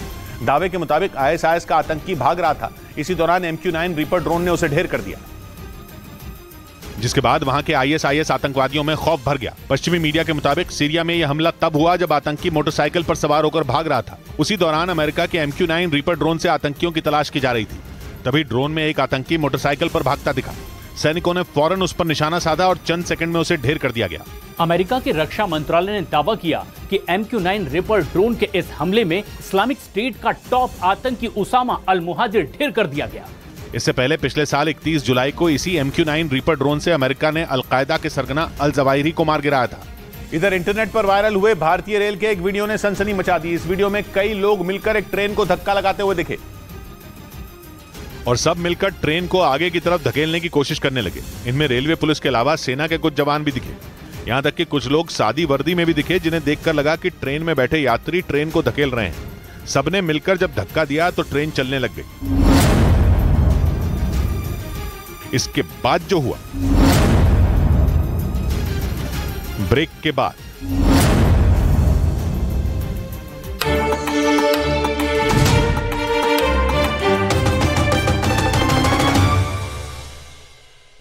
रौद्र रूप देख वहां रहने वाले लोगों में हड़कंप मच गया। लोगों के लिए यकीन कर पाना मुश्किल था कि नदी में वो बड़ा सा मकान चंद सेकंड में गायब हो गया। इधर हिमाचल प्रदेश की मंडी में मूसलाधार बारिश ने ऐसी तबाही मचाई कि वहां ब्यास नदी के करीब बना प्रसिद्ध पंचव्रत शिव मंदिर चंद सेकंड में डूब गया। पिछले कई दिनों से राज्य के कई इलाकों में हो रही भारी बारिश की वजह से कई नदियां उफान पर आ गईं, जिसकी वजह से लोगों की सांसें अटक गईं। नदी में उठती लहरों को देखकर लोग खौफ से भर गए। ब्यास नदी में उठती हाहाकारी लहरों ने ऐसा कोहराम मचाया कि देखते ही देखते वहां मौजूद पंचव्रत शिव मंदिर चंद सेकंड में डूब गया। नदी की प्रचंड लहरों ने मंदिर के पास बनी मजबूत दीवार को भी तोड़ दिया। जब 4 गेट पंडोह डैम के खोले गए थे तो तबाही भीषण आई थी। यही नहीं, पिछले कई दिनों से हो रही मूसलाधार बारिश से ब्यास नदी का जलस्तर इतना बढ़ गया कि उसके किनारे बने कई घर तिनके की तरह सैलाब में बह गए, जिसके बाद जान बचाने के लिए नदी के किनारे रहने वाले लोग अपना घर बार छोड़कर सुरक्षित जगह पर जाने को मजबूर हो गए। इधर हिमाचल प्रदेश के सोलन में आई बाढ़ बारिश ने तबाही मचा दी, जहां से दिल दहला देने वाला एक वीडियो सामने आया जिसमें कार और मोटरसाइकिल पानी के तेज बहाव में तिनके की तरह बहते नजर आए। क्योंकि लगातार हो रही बारिश की वजह से सोलन में बाढ़ जैसे हालात बन गए और वहां से जो तस्वीरें सामने आई उनमें कार और मोटरसाइकिल पानी के तेज बहाव में तिनके की तरह तैरती दिखी। इतना ही नहीं, पानी के तेज बहाव में एक सामान ले जाने वाला ट्रक भी बहता नजर आया, क्योंकि पानी का बहाव इतना तेज था कि वहां पार्किंग में खड़ी भारी भरकम गाड़ियों को जिस दिशा में चाहे बहाकर ले जाता दिखा। बड़ी खबर हिमाचल प्रदेश में, जहां भीषण बाढ़ और बारिश ने कोहराम मचा दिया। बीते 3 दिनों में वहां इतनी ज्यादा बारिश हुई कि सतलुज और ब्यास नदियां खतरे के निशान को पार कर गई। नदियों में पानी का स्तर इतना ज्यादा बढ़ा कि वो कई जगह किनारों को तोड़कर रिहायशी इलाकों में घुस गया। बाढ़ में कहीं गाड़ियां बह गईं तो कहीं पुल बह गए। कई इलाकों से तो तेज रफ्तार पानी में मकानों के बह जाने की भी तस्वीरें आई। हिमाचल प्रदेश के किन्नौर, कुल्लू और मंडी में हालात बेकाबू होते दिखाई दिए। कई जगह सड़कें टूटने से पर्यटकों के फंसने की खबरें भी सामने आई। राहत बचाव के काम के लिए एनडीआरएफ की 12 टीमें तैनात कर दी गई, क्योंकि हिमाचल प्रदेश में सैलाब ने कहर बरपा रखा है। वहां मंडी से दिल दहला देने वाला एक वीडियो सामने आया जिसमें भारी बारिश की वजह से पहाड़ का मलबा एक मकान को अपनी चपेट में लेते हुए बाजार में घुसता नजर आया। पिछले कई दिनों से हो रही मूसलाधार बारिश की वजह से पहाड़ खिसकने की कई घटनाएं सामने आई, जिसकी वजह से लोगों की मुश्किलें बढ़ गईं। मंडी से जो तस्वीर सामने आई उसमें पहाड़ का मलबा पानी के साथ तेजी से उतरता नजर आया। हजारों टन सैलाब के सामने जो भी आया चंद सेकंड में तबाह होकर मलबे में तब्दील हो गया। पेड़ हो या कई मंजिला मकान, पहाड़ से नीचे आते सैलाब में सब खत्म हो गए। बाढ़ के मटमैले पानी ने ऐसा कोहराम मचाया कि लोगों की रूह कांप गई। देखते देखते पहाड़ का मलबा थुनका बाजार में घुस गया, जिसकी वजह से वहां बने मकान आधे डूब गए। लगातार पहाड़ से तेज रफ्तार से पानी आने की वजह से सड़कों पर मिट्टी और पेड़ों के तनों का मलबा इकट्ठा हो गया। इस बीच हिमाचल प्रदेश के मंडी से ही खौफ से भर देने वाला एक और वीडियो सामने आया। वहां ब्यास नदी में आए उफान की वजह से एक कार तेज लहरों में तिनके की तरह बहती नजर आई, जिसे देखकर लोगों की रूह कांप गई, क्योंकि ब्यास नदी का बहाव इतना तेज था कि वो रास्ते में आने वाली हर एक चीज को बहा ले जाने के लिए आमादा थी। वहां से जो तस्वीर सामने आई उसमें वो कार ब्यास नदी में धीरे धीरे बहती नजर आई, लेकिन जैसे ही वो कार नदी के बीच में पहुंची वो उफनती लहरों में तिनके की तरह बहती चली गई। उस कार को नदी के तेज बहाव में देखकर ऐसा लगा मानो कोई नाव तैर कर जा रही हो। मंडी में पिछले कई दिनों से हो रही भारी बारिश से ब्यास नदी का जलस्तर बढ़ने से मिट्टी का कटान शुरू हो गया, जिसकी वजह से सड़क किनारे खड़ी कई कारें डूब गई। जबकि मंडी में ही ब्यास नदी पर बना पुल भी बह गया, जिसका एक ऐसा वीडियो सामने आया जो किसी की भी चीख निकाल दे। बारिश और बाढ़ ने हिमाचल के कई हिस्सों में कोहराम मचा दिया, जिसकी वजह से वहां के नदी और नाले खतरे के निशान से ऊपर बहने लगे और भीषण बाढ़ की वजह से ब्यास नदी पर बना पुल ढह गया। बिजली की रफ्तार और पानी के तेज थपेड़ों के आगे यह पुल टिक नहीं सका और एक खिलौने की तरह नदी में डूब गया। वहां से सामने आए वीडियो में दिखा कि पानी की लहरों में वो पुल समा गया और चंद सेकंड में ही उसका नामो निशान मिट गया और ऐसा लगा जैसे वहां कभी कुछ था ही नहीं। ये देखकर आसपास मौजूद लोगों की चीख निकल आई। वहीं हिमाचल प्रदेश के कुल्लू में भी ब्यास नदी ने खूब तांडव किया और कम से कम आधा दर्जन ट्रकों को निगल गई। वहां से ट्रकों के नदी में बहने के खौफ से भर देने वाले वीडियो भी सामने आए, जिनमें एक तस्वीर में नदी किनारे पार्किंग में खड़े एक ट्रक के 2 टायरों के नीचे की जमीन नजर ही नहीं आई और वो सैलाब में समा चुकी थी, इसलिए वो ट्रक पानी की तरफ झुका दिखा। इसके बाद की तस्वीर में पूरा का पूरा ट्रक पानी के अंदर मिला। ट्रक भारी भरकम था, लेकिन उसमें सैलाब से ज्यादा दम नहीं था। जोरदार लहरों ने उसे ऐसे पटका कि वो एक तरफ पलट गया। सामने आए एक दूसरे वीडियो में भी एक दूसरा ट्रक नदी में बहता नजर आया और फिर आंखों के सामने ओझल हो गया। इस बीच हिमाचल प्रदेश के मंडी में भारी बारिश की वजह से एक पुल ताश के पत्तों की तरह ढह गया। हिमाचल प्रदेश में हो रही मूसलाधार बारिश की वजह से पंडोर डैम के कई गेट खोलने पड़े, जिसकी वजह से ब्यास नदी का जलस्तर बढ़ गया और उसकी उफनती लहरों ने वहां बने उस पुल को अपनी चपेट में ले लिया। वहां से जो तस्वीर सामने आई उसमें कई साल पुराना पुल अचानक मलबे में तब्दील होता दिखाई दिया। हालांकि गनीमत यह रही कि जिस वक्त वो पुल ढहा उस पर कोई मौजूद नहीं था, वरना बड़ा हादसा हो सकता था। तूफान इस कदर है कि अपनी तबाही के निशान अपने पीछे छोड़कर चला जा रहा है और ये देखिए पीछे तबाही के निशान आप देख सकते हैं। पिछले कई दिनों से बाढ़ ने ऐसा कोहराम मचाया कि कई इलाके खंडहर में बदल गए। ये नहीं, मकान हो या मंदिर, सैलाब ने किसी पर भी रहम नहीं दिखाया। और हिमाचल प्रदेश के किन्नौर से भी दहशत पैदा करने वाली एक तस्वीर सामने आई। वहां बारिश के बाद पहाड़ का एक हिस्सा टूटकर सड़क पर आ गया, जिसने नेशनल हाईवे 5 पूरी तरह बंद हो गया। खौफ पैदा करने वाली तस्वीरों को वहां मौजूद कुछ लोगों ने अपने मोबाइल कैमरे में रिकॉर्ड किया, जिनके खौफनाक वीडियो भी सामने आए। पहले वीडियो में एक इमारत के नीचे जमीन ही नजर नहीं आई, सैलाब उसे निगल चुका था और जब नींव ही नहीं बची तो उस इमारत ने भी कब तक टिकना था, इसलिए चंद सेकंड में उसने भी जल समाधि ले ली। मनाली से सामने आए एक दूसरे वीडियो ने भी लोगों की जान हलक में ला दी। तेज बारिश के बाद ब्यास नदी इतने उफान पर आ गई कि वो सफेद बिल्डिंग नदी में ही समा गई। इस बीच हिमाचल प्रदेश को डरा देने वाली एक और खबर सामने आई। अगले 48 घंटे हिमाचल प्रदेश पर भारी पड़ सकते हैं, क्योंकि मौसम विभाग ने वहां भारी से बहुत भारी बारिश का अलर्ट जारी कर दिया। जबकि पहले से हो रही बारिश और बाढ़ की वजह से बीते एक रोज में 15 लोगों की मौत की खबर मिली, जिसके बाद मुख्यमंत्री ने लोगों से सुरक्षित जगहों पर रहने की अपील की। क्योंकि बीते 2 दिन में हुई भयानक बारिश की वजह से हिमाचल प्रदेश में कई नदियां खतरे के निशान को पार कर गई। हिमाचल प्रदेश में बीते 3 दिन में मानसून का जैसा रौद्र रूप दिखा, वैसा पहले कभी नहीं दिखा। राज्य के कई जिलों में हालात बेकाबू हो गए। राज्य आपदा प्रबंधन विभाग के मुताबिक हिमाचल प्रदेश में मूसलाधार बारिश और जमीन खिसकने की वजह से 3 नेशनल हाईवे समेत 828 से ज्यादा सड़कें बंद हो गई। मुश्किल भरे इन हालात में मुख्यमंत्री सुखविंदर सिंह सुक्खू ने लोगों से सावधानी बरतने की अपील की। तेज बारिश होने की संभावना है, आपने सावधान रहना है और हमने प्रशासन को भी अलर्ट कर दिया है। भीषण मौसम को देखते हुए हिमाचल प्रदेश में स्कूल कॉलेज बंद करने के आदेश पहले ही दे दिए गए थे। उधर हिमाचल प्रदेश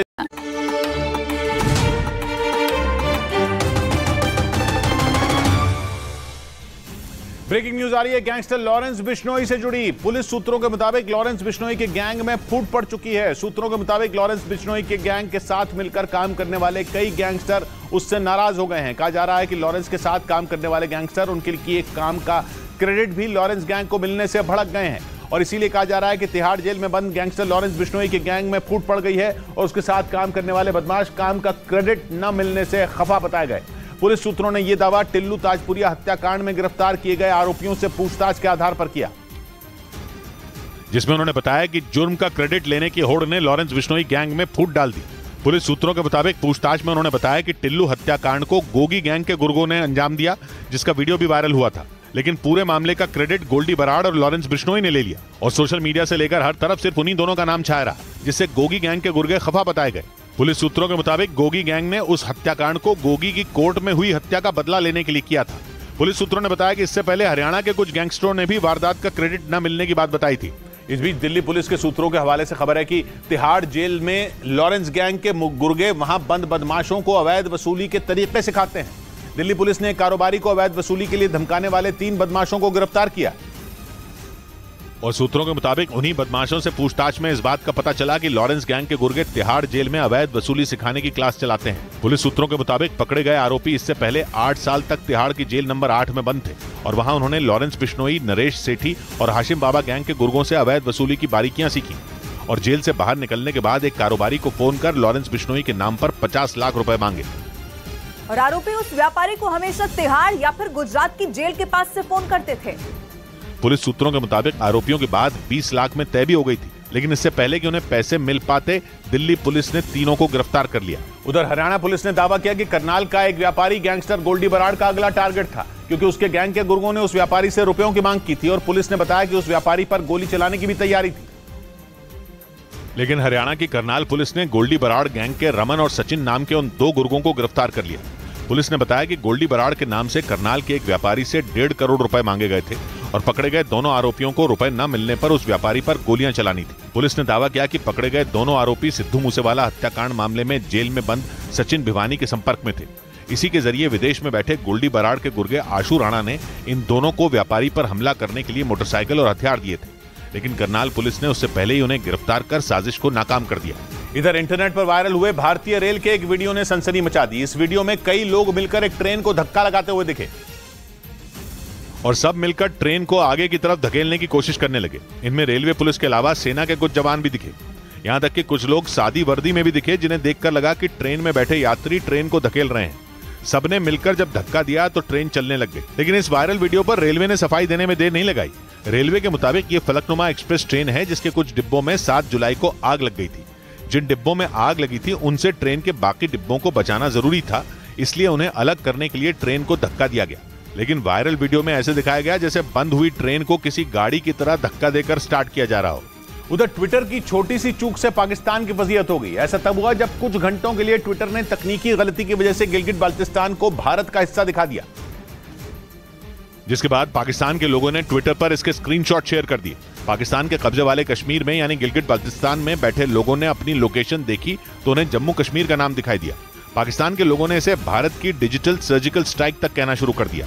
फिर लोगों ने पाकिस्तान सरकार का अकाउंट देखने की कोशिश की तो वो अकाउंट ब्लॉक नजर आया, क्योंकि मार्च 2023 से भारत में पाकिस्तान की सरकार के आधिकारिक अकाउंट हैंडल को बैन कर दिया गया था, जिसके बाद पाकिस्तान सरकार बौखला गई और उन्होंने इन खबरों को मानने से इनकार कर दिया। इंटरनेट पर स्क्रीनशॉट वायरल होने लगे, लेकिन पाकिस्तान की सरकार ने उन्हें झूठा बताना शुरू कर दिया। माना जा रहा है कि जीपीएस से जुड़ी तकनीकी खामी इस घटना की वजह बनी। इधर न्यूज 18 से एक्सक्लूसिव बातचीत में पंडित धीरेन्द्र शास्त्री ने अपनी पसंदीदा अभिनेत्री पर बात की। उन्होंने दो टूक बोल दिया कि वो बहुत ज्यादा फिल्में नहीं देखते और उनकी कोई पसंदीदा अभिनेत्री नहीं है। हालांकि ये जवाब देते समय पंडित धीरेन्द्र शास्त्री थोड़ा शर्माए और बाद में उन्होंने साफ कर दिया कि उनकी कोई पसंदीदा अभिनेत्री नहीं है। फिल्म में एक्टर कौन पसंदीदा आपका? कोई नहीं। कोई हीरोइन? अरे भगवान, क्यों? आपने तो कहा आपने संन्यास नहीं लिया है तो। रानी लक्ष्मीबाई। अच्छा, वो तो ऐतिहासिक है। लेकिन पसंदीदा अभिनेत्री वाले सवाल के जवाब में उन्होंने ये बता दिया कि उन्होंने पिछले साल आई फिल्म कश्मीर फाइल जरूर देखी थी। वहीं इस बातचीत में पंडित धीरेन्द्र शास्त्री ने अपनी शादी पर भी बात की और बताया कि पत्नी का पर्चा खुलने का डर उनकी शादी के रास्ते का रोड़ा बन रहा है। पंडित धीरेन्द्र शास्त्री के दरबार में लोगों का पर्चा खुलता है, जिससे वो बताते हैं उनके मन में क्या है, और उन्होंने इसी बात का जिक्र किया और अपनी शादी के सवाल का जवाब दिया और तर्क दिया कि पत्नी का पर्चा खुलने का डर उनकी शादी के रास्ते का रोड़ा बन रहा है। हमने कहा उसे झूठ बोल रहा है, हमें पर्चा पकड़ा देना। अब बताओ कौन टिकेगा? माँ बहुत हंसी। बागेश्वर धाम के पंडित धीरेन्द्र शास्त्री से शादी पर पहले भी सवाल जवाब किए गए, जिनमें उन्होंने कभी शादी से इनकार नहीं किया। उधर न्यूज 18 से बातचीत में पंडित धीरेन्द्र शास्त्री ने बाबा बागेश्वर होने से इनकार कर दिया और तर्क दिया कि बागेश्वर तो भगवान हनुमान है, इसलिए उन्हें नहीं पसंद कि कोई उन्हें इस नाम से बुलाए, और अगर कोई उन्हें इस नाम से पुकारता है तो उन्हें बुरा लगता, क्योंकि बागेश्वर धाम तो भगवान हनुमान का है। पंडित धीरेन्द्र शास्त्री ने यही तर्क देते हुए साफ कर दिया कि वो बाबा बागेश्वर नहीं है। आप क्या बुलाना पसंद करते हैं अपने आप को? महाराज? जब कोई हमको बाबा कहता है तो अंदर से बड़ा हर्ट होता है। आप लोगों ने अपनी मीडिया में बागेश्वर बाबा, जबकि बाबा बागेश्वर धाम वो धाम है, हनुमान जी का नाम। I am not Bageshwar. कथावाचक पंडित धीरेन्द्र शास्त्री हनुमान कथा सुनाते हैं और अपने दरबार में लोगों के पर्चे निकालकर उनकी समस्या का समाधान बताते हैं। इस बीच दिल्ली के पास हरियाणा के गुरुग्राम से सरेआम हत्या कर देने वाला एक वीडियो सामने आया। इस वारदात में एक लड़के पर एक लड़की की हत्या करने का आरोप लगा और लोगों ने उस आरोपी को पकड़कर पुलिस के हवाले कर दिया और पूरी घटना वहां लगे एक सीसीटीवी कैमरे में रिकॉर्ड हो गई, जिसमें वो लड़की एक महिला के साथ दिखाई दी। तभी कुर्ता पहने राजकुमार नाम का वो आदमी उसके पास पहुंचा और कुछ देर तक बात करने के बाद अपनी जेब से चाकू निकालकर उस लड़की पर हमला कर दिया। इस दौरान उस लड़की के साथ आई महिला आरोपी से भिड़ गई और उस लड़की को बचाने की कोशिश करती नजर आई, लेकिन आरोपी ने चाकू के एक के बाद एक कई वार उस लड़की पर किए, जिससे वो बदहवास होकर कुछ ही देर में जमीन पर गिर पड़ी। घटना के समय वहां पर काफी लोग थे, लेकिन कोई भी उनकी मदद के लिए आगे नहीं आया। वो महिला ही अकेली आरोपी से भिड़ती दिखी और उसे अपने साथ ले जाती दिखाई दी। वहीं गुरुग्राम में एक लड़की की सरेआम हत्या करने के मामले में पुलिस ने दावा किया कि जिस लड़के पर उस लड़की की हत्या का आरोप लगा वो शादी टूटने से नाराज था, इसलिए उसने पहले उसे मिलने के लिए बुलाया और फिर उसकी हत्या कर दी। इस मामले में कुछ और वीडियो भी सामने आए, जिसमें उस लड़की के साथ आई वो महिला चाकू मारने वाले आरोपी राजकुमार की पिटाई करती दिखी।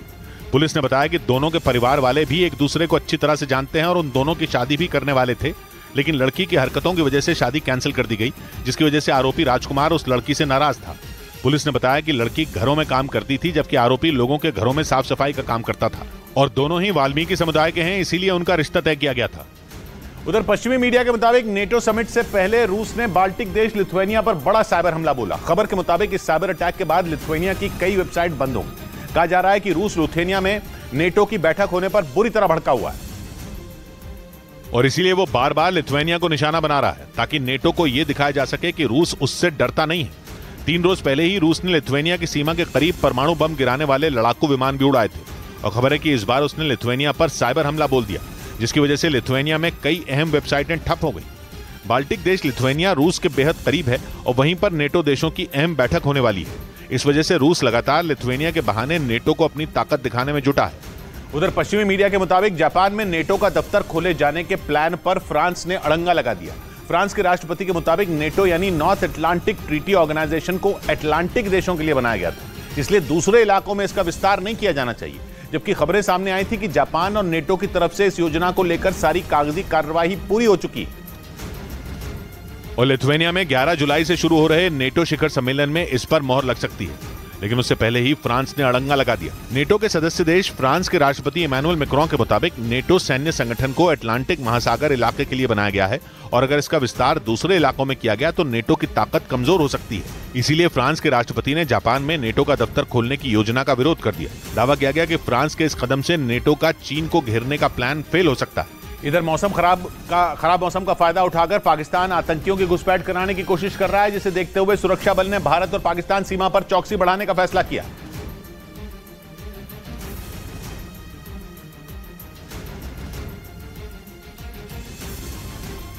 उधर पश्चिमी मीडिया के मुताबिक अमेरिकी राजदूत से तिब्बती धर्मगुरु दलाई लामा की मुलाकात पर चीन बुरी तरह भड़क गया। चीन ने बयान जारी करके आपत्ति जताई और अमेरिका पर चीन के अंदरूनी मामलों में दखल देने का आरोप लगा दिया, क्योंकि चीन तिब्बत को अपना हिस्सा बताता है और वहां के धर्मगुरु दलाई लामा को अपना सबसे बड़ा दुश्मन मानता है। दिल्ली में अमेरिकी अधिकारियों और राजदूत की दलाई लामा से मुलाकात पर चीन बौखला गया। चीन के दूतावास ने एक बयान जारी किया और इस मुलाकात को अलगाववाद को बढ़ावा देने वाला बता दिया। चीन ने बयान में अमेरिका से अलगाववादी गतिविधियों का समर्थन नहीं करने की अपील की। 1950 में चीन ने तिब्बत पर हमला किया था और तब से वहां उसका कब्जा है, जबकि दलाई लामा तिब्बत में चीन के अत्याचार और चीन के चंगुल से तिब्बत की आजादी की बात दुनिया के हर मंच से करते हैं। इसी वजह से चीन उनसे बुरी तरह चिढ़ता है। वहीं पश्चिमी मीडिया ने दावा किया कि चीन ने ताइवान की सीमा में फिर अपने जंगी जहाजों और युद्धपोतों को भेज दिया। चीन ने ऐसे वक्त में अपने लड़ाकू विमान भेजे जब अमेरिका की वित्त मंत्री चीन के दौरे पर पहुंची, लेकिन चीन ने अमेरिका की बिल्कुल भी परवाह नहीं की और उसने अपने 13 लड़ाकू विमान और 6 जंगी जहाजों को ताइवान की सीमा के पास उतार दिया, जिसके बाद चीन के लड़ाकू विमान एक बार फिर से ताइवान के नजदीक गरजने लगे। उसके युद्धपोत फिर से ताइवान की धड़कनें बढ़ाने लगे। पश्चिमी मीडिया के मुताबिक चीन ने ताइवान स्ट्रेट में मौजूद मीडियन लाइन को पार कर अपने खतरनाक तेवर भी दिखाए। ये अमेरिका की ओर से बनाई गई वो लाइन है जो चीन और ताइवान को अलग करती है। चीन ने यह सब ऐसे समय किया जब अमेरिका की वित्त मंत्री वहां के दौरे पर हैं और अमेरिका लगातार ये कोशिश कर रहा है कि चीन के साथ बढ़ते तनाव को कम किया जाए, लेकिन चीन अपनी दादागिरी से बाज नहीं आ रहा। इस बीच ईरान के ड्रोन और परमाणु कार्यक्रम पर अमेरिका, फ्रांस और यूके ने संयुक्त राष्ट्र सुरक्षा परिषद को चेताया। पश्चिमी मीडिया ने दावा किया कि इन देशों ने यह भी आरोप लगाया कि ईरान लगातार जंग में रूस को ड्रोन और दूसरे हथियारों की मदद भेज रहा है और इसीलिए संयुक्त राष्ट्र सुरक्षा परिषद को ईरान के खिलाफ सख्त से सख्त कदम उठाने चाहिए। हालांकि पहले ही अमेरिका समेत कई देश ईरान पर कड़े आर्थिक प्रतिबंध लगा चुके हैं, लेकिन इसके बावजूद ईरान ने अपने पैर पीछे नहीं खींचे।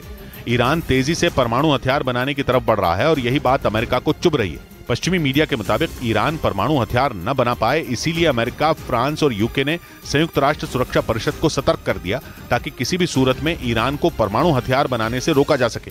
इधर बंगाल में पंचायत चुनाव के दौरान हुई हिंसा के बाद उत्तर प्रदेश और बंगाल की तुलना होने लगी, क्योंकि 2021 में उत्तर प्रदेश में हुए पंचायत चुनाव में बंगाल से ज्यादा पोलिंग स्टेशन और मतदाता थे और मतदान शांतिपूर्ण रहे, लेकिन बंगाल में पंचायत चुनाव के दौरान जबरदस्त हिंसा हुई जिसमें लोगों की जान तक गई। नौबत यह आ गई कि हिंसा के बाद कई जगहों पर दोबारा वोटिंग करवानी पड़ी। इसी बीच 2021 में यूपी में हुए पंचायत चुनाव के आंकड़े सामने आए, जिनसे बंगाल के पंचायत चुनाव की तुलना होने लगी, क्योंकि उत्तर प्रदेश में 2 लाख से ज्यादा पोलिंग स्टेशन पर 12 करोड़ लोगों ने वोट डाले और मतदान शांतिपूर्ण रहा, जबकि बंगाल में 60,000 से ज्यादा पोलिंग स्टेशन पर 5 करोड़ से ज्यादा लोगों ने वोट डाले और इस दौरान बंगाल हिंसा की आग में जल उठा। यही वजह रही कि बंगाल के सामने यूपी के शांतिपूर्ण चुनाव की मिसाल दी गई। उधर बंगाल के दक्षिण दिनाजपुर में पंचायत चुनाव की वोटिंग के दौरान राज्य के बीजेपी अध्यक्ष सुकांत मजूमदार धरने पर बैठ गए क्योंकि टीएमसी कार्यकर्ताओं ने उन्हें पोलिंग बूथ तक जाने से रोक दिया। बंगाल में 8 जुलाई को पंचायत चुनाव के दौरान हुई जबरदस्त हिंसा की वजह से 696 बूथों पर दोबारा मतदान हुआ। जहां बंगाल बीजेपी अध्यक्ष सुकांत मजूमदार धरने पर बैठे, वो बूथ भी उनमें शामिल था। क्योंकि सुकांत मजूमदार को दक्षिण दिनाजपुर के गंगारामपुर में बोगस वोटिंग की शिकायत मिली, जिसके बाद वो वहां पहुंचे, लेकिन टीएमसी कार्यकर्ताओं ने उन्हें बीच में ही रोक दिया। कहासुनी होने लगी, हाथापाई तक की नौबत आ गई, जिसके बाद सुकांत मजूमदार वहीं धरने पर बैठ गए और टीएमसी कार्यकर्ताओं का आंखों में आंखें डालकर विरोध करने लगे। 8 जुलाई को बंगाल में हुए पंचायत चुनाव में हुई हिंसा के बाद 696 बूथों पर दोबारा मतदान हुआ। वहीं पश्चिम बंगाल के मुर्शिदाबाद में पंचायत चुनाव की दोबारा वोटिंग के दौरान हिंसा का बड़ा प्लान फेल हो गया। वहां तैनात सुरक्षा बल के जवानों ने वोटिंग के दौरान हमला करने के लिए छिपाकर रखे गए 35 देसी बम बरामद किए। क्योंकि सुरक्षा बल को मुर्शिदाबाद के बेलडांगा इलाके में बम मिलने की सूचना मिली थी, जिसके बाद सुरक्षा बल की टीम बम निरोधक दस्ते के साथ वहां पहुंची और सर्च ऑपरेशन चलाया। इस दौरान उन्हें वहां के एक खेत और तालाब में छिपाकर रखे गए 35 बम बरामद हुए। बताया गया कि बम निरोधक टीम ने उन्हें वहीं निष्क्रिय कर दिया। पुलिस उन लोगों की तलाश में जुट गई जिनकी चुनाव के दौरान हमले की प्लानिंग थी, क्योंकि इससे पहले पश्चिम बंगाल के पंचायत चुनाव के दौरान जमकर हिंसा हुई थी और वहां के कई जिलों में दोबारा वोटिंग कराई गई। इधर शेयर बाजार में कारोबारी हफ्ते की शुरुआत धीमी रही। हालांकि सेंसेक्स और निफ्टी दोनों ही हरे निशान पर कारोबार करते रहे और बाजार बंद होने के वक्त बॉम्बे स्टॉक एक्सचेंज का सेंसेक्स 63 अंकों के उछाल के साथ 65,344 पर पहुंच गया, जबकि निफ्टी भी 24 अंकों की छलांग लगाते हुए 19,355 पर बंद हुआ। उधर रूस और यूक्रेन में जारी भीषण जंग के बीच यूक्रेन ने पुतिन की सेना पर जापोरिजिया में बमबारी करने का आरोप लगा दिया और बताया गया कि इस हमले में 3 महिलाओं समेत 4 लोगों की जान चली गई। क्योंकि आरोप है कि रूस की फौज ने यूक्रेन के जापोरिजिया में ताबड़तोड़ गोले दागे और हमला कर दिया। दक्षिणी यूक्रेन के गवर्नर के मुताबिक रूस के सैनिकों ने जापोरिजिया के रिहायशी इलाके में भीषण बमबारी की, जिसके बाद वहां पूरा इलाका दहल उठा और इस हमले में 3 महिलाओं समेत 4 लोगों की मौत हो गई, जबकि 13 लोग बुरी तरह घायल हो गए और इस बमबारी में 2 मंजिला इमारत भी तबाह हो गई। वहीं जापोरिजिया में हुए इस हमले के बाद यूक्रेन ने रूस पर युद्ध अपराध यानी जंग के दौरान नियम तोड़ने का भी आरोप लगा दिया। इस बीच रूस ने दावा किया कि उसने कर्ज ब्रिज को एक बार फिर निशाना बनाने की यूक्रेन की कोशिश को नाकाम कर दिया। कर्ज ब्रिज रूस को क्राइमिया से जोड़ने वाला इकलौता रास्ता है, जहां पिछले साल 8 अक्टूबर को जोरदार धमाका हुआ था और उस धमाके ने कर्ज ब्रिज के एक बड़े हिस्से को पूरी तरह तबाह कर दिया था। रूस ने दावा किया कि यूक्रेन ने एक बार फिर कर्ज ब्रिज को निशाना बनाने के लिए मिसाइल दागी। रूस की तरफ से इसका एक वीडियो भी जारी किया गया, जिसमें आसमान की तरफ से एक मिसाइल कर्ज ब्रिज की तरफ जाती नजर आई। इस दौरान ब्रिज से कई गाड़ियां भी गुजरती दिखाई दी। हालांकि रूस ने दावा किया कि उनके डिफेंस सिस्टम ने उस मिसाइल को मार गिराया। रूस से क्राइमिया को जोड़ने वाला कर्ज ब्रिज पुतिन के लिए बेहद खास है, क्योंकि जंग के दौरान इसी ब्रिज की मदद से रूसी सेना क्राइमिया तक आसानी से पहुंच जाती है। काला सागर को अजोव सागर से जोड़ने वाले कर्ज स्ट्रेट पर बने इस ब्रिज का उद्घाटन 2018 में पुतिन ने ही किया था। उधर अमेरिका और फ्रांस ने दावा किया कि रूस के सुखोई Su-35 जेट ने फ्रांस के 2 रफाल विमानों से आसमान में भिड़ने की कोशिश की। मार्च में भी रूस के एक सुखोई लड़ाकू विमान ने रूस के बगल में मौजूद काला सागर के ऊपर उड़ रहे अमेरिका के रीपर ड्रोन को टक्कर मार दी थी और वो समंदर में क्रैश हो गया था। और अब दावा किया गया कि आसमान में फ्रांस के 2 रफाल विमान उड़ते देखकर रूस का दिमाग घूम गया और उसका सुखोई Su-35 फाइटर जेट उनके पीछे पड़ गया। बताया गया कि एक सिक्योरिटी मिशन पर निकले फ्रांस के दोनों रफाल विमान इराक और सीरिया की सीमा के पास उड़ रहे थे, तभी रूस का Su-35 फाइटर जेट उनके बेहद करीब आ गया। इसलिए फ्रांस के पायलटों को अपना रास्ता बदलना पड़ा। यही नहीं, अमेरिका ने दावा किया कि रूस के लड़ाकू विमानों ने सीरिया के आसमान में उड़ रहे उसके कुछ MQ-9 रीपर ड्रोन के भी रास्ते में आने की कोशिश की। सीरिया की सरकार को बचाने के लिए रूस वहां विद्रोहियों से लड़ रहा है, इसलिए सीरिया के आसमान पर रूस की वायुसेना नजर रखती है और अमेरिका भी सीरिया में आतंकी संगठन ISIS से लड़ रहा है, इसलिए वो वहां अपने ड्रोन उड़ा रहा था। इधर उत्तर प्रदेश के चित्रकूट से डरा देने वाला एक वीडियो सामने आया। वहां तेल के एक टैंकर की एक ट्रक से जोरदार भिड़ंत हो गई। ये पूरी घटना वहां लगे CCTV कैमरे में रिकॉर्ड हो गई, जिसमें उस तेल टैंकर की ट्रक से जोरदार टक्कर होती नजर आई। इस घटना का जो वीडियो सामने आया उसमें एक ट्रक वहां से गुजरता नजर आया। इसी दौरान वहां से एक दूसरा ट्रक जाता दिखा। जैसे ही वो कुछ दूरी पर पहुंचा, उसकी सामने से आ रही उस तेल टैंकर से भिड़ंत हो गई। दोनों के बीच टक्कर इतनी जोरदार थी कि उस ट्रक का आगे का हिस्सा अलग हो गया, जबकि टैंकर का तेल सड़क पर बहने लगा। इस घटना से वहां हड़कंप मच गया। देखते ही देखते वहां लोगों की भीड़ जमा हो गई। हालांकि गनीमत ये रही कि इस सड़क हादसे में नुकसान नहीं पहुंचा। उधर गृह युद्ध में जल रहे अफ्रीकी देश सूडान में एयर स्ट्राइक हो गई, जिसमें कम से कम 22 लोग मारे गए। सूडान में अप्रैल से वहां की सेना और पैरामिलिट्री ग्रुप RSF एक दूसरे को मरने मारने पर तुले, क्योंकि दोनों को सूडान की सत्ता अपने हाथ में चाहिए, जिसके लिए वहां फिर हवाई हमला हुआ। जिसके बाद संयुक्त राष्ट्र ने चेतावनी दी कि ताजा एयर स्ट्राइक इस बात का सबूत है कि सूडान अब खुली जंग की दहलीज पर खड़ा है। यानी सूडान के गृह युद्ध की अब तक जो तस्वीरें देखने को मिली, हो सकता है कि वो वहां आगे मचने वाले कत्लेआम का महज एक ट्रेलर ही हो। अमेरिका से लेकर सऊदी अरब तक सूडान की लड़ाई को शांत करने की कोशिश कर चुके हैं, लेकिन वहां की सेना और पैरामिलिट्री ग्रुप किसी की सुनने को तैयार नहीं। इस बीच खबर है कि ईरान में 2 लोगों को सरेआम फांसी के फंदे पर लटका दिया गया। ईरान की मीडिया के मुताबिक दोनों पर पिछले साल अक्टूबर में ISIS की मदद से एक शिया मस्जिद पर हमला करने का आरोप था और सुनवाई के दौरान दोनों आरोपियों ने कबूल किया था कि वो आतंकी संगठन ISIS के संपर्क में थे।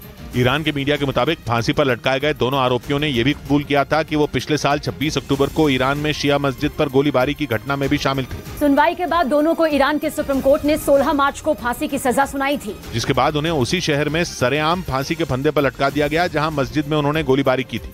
उस शिया मस्जिद पर हुए हमले में 13 लोगों की मौत हुई थी, जबकि 30 से ज्यादा लोग घायल हो गए थे। आतंकी संगठन ISIS ने इस हमले की जिम्मेदारी ली थी। इधर फिल्म अभिनेता शाहरुख खान अपनी नई फिल्म जवान में गंजे यानी बिना बालों वाले नजर आने वाले हैं। फिल्म जवान 7 सितंबर को रिलीज होगी, और लेकिन उससे पहले उसका एक वीडियो जारी किया गया जिसे फिल्म का प्रीव्यू बताया गया, जिसके सामने आते ही सोशल मीडिया पर शाहरुख के गंजे लुक की चर्चा शुरू हो गई। अपने करियर में वो पहली बार किसी फिल्म में बिना बालों के यानी गंजे लुक में दिखेंगे। 2 मिनट 12 सेकंड के इस वीडियो में शाहरुख के अलग अलग लुक देखने को मिले। इस वीडियो में शाहरुख खान जोरदार एक्शन करते दिखे। फिल्म में शाहरुख खान के साथ अभिनेत्री दीपिका पादुकोण, विजय सेतुपति और संजय दत्त भी नजर आएंगे। उधर चीन के ग्वांडोंग प्रांत में एक दिल दहला देने वाला मामला सामने आया, जहां बच्चों के एक स्कूल में हुई चाकूबाजी की घटना में 3 बच्चों समेत 6 लोगों की मौत हो गई, जिसके बाद उस स्कूल में हड़कंप मच गया। इस हमले के बाद एक वीडियो भी सामने आया जिसे देखकर किसी के भी रोंगटे खड़े हो जाएंगे। इस वीडियो में स्कूल के बाहर जमीन पर कई लोग पड़े नजर आए, जबकि कई गाड़ियां भी इधर उधर गिरी दिखी।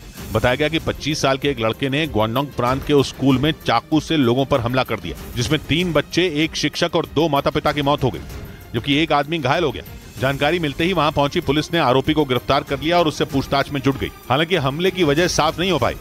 इस बीच पश्चिमी मीडिया के मुताबिक ईरान पर दबाव बनाने के लिए इजरायल और अमेरिका की सेनाओं ने युद्ध अभ्यास किया। यह अभ्यास इजरायल और अमेरिका की सेनाओं का अब तक का सबसे बड़ा अभ्यास बताया गया, और दोनों देशों ने इस अभ्यास में पूरी ताकत झोंकी। पश्चिमी मीडिया के मुताबिक 140 से ज्यादा एयरक्राफ्ट तो अकेले अमेरिकी फौज के ही इस अभ्यास में शामिल हुए, जो इजरायल के पड़ोसियों की टेंशन बढ़ा देंगे, खासतौर पर ईरान की, क्योंकि इस अभ्यास के साथ इजरायल के मीडिया ने दावा किया कि ईरान पर हवाई हमला बहुत जल्द होने वाला है और निशाने पर ईरान की वो जगह होगी जहां पर परमाणु बम बनाने का काम चल रहा है। इजरायल के मीडिया ने दावा किया कि भले ही ये एक अभ्यास हो, लेकिन ईरान पर गिरने वाला बम पूरी तरह असली होगा। मतलब ये कि ईरान को सीधी सीधी चेतावनी। ईरान के बेहद करीब भूमध्य सागर में इजरायल और अमेरिका का ताकतवर अभ्यास वैसे ही उसकी टेंशन बढ़ाने वाला है।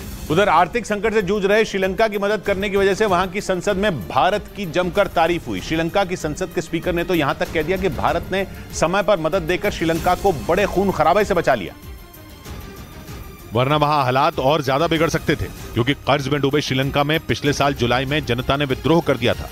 वहां कमर तोड़ महंगाई से परेशान लोगों ने सड़कों पर तोड़फोड़ शुरू कर दी थी। उस समय भारत ने श्रीलंका की मदद के लिए हाथ आगे बढ़ाया था और उसे करीब 400 करोड़ डॉलर यानी भारतीय रुपयों में करीब 32,000 करोड़ रुपए की मदद दी थी। श्रीलंका के हालात सुधरने में भारत सरकार की तरफ से दी गई मदद बेहद अहम रही। पिछले साल दी गई उस मदद के लिए श्रीलंका की संसद में भारत की जमकर तारीफ हुई। वहां की संसद के स्पीकर समेत कई नेताओं ने भारत को सबसे भरोसेमंद दोस्त बताया। जब कभी भी आजमाया जाएगा आदमी औकात पर आ जाएगा। 100 बात की एक बात कही अश्विनी ने, शख्सियत और कद बड़ा जिसका मिला वो यकीनन बुत बनाया जाएगा। मिलते हैं कल, घड़ी जब इशारा करेगी 9 बजे रात का। वक्त फिर होगा 100 बात की एक बात।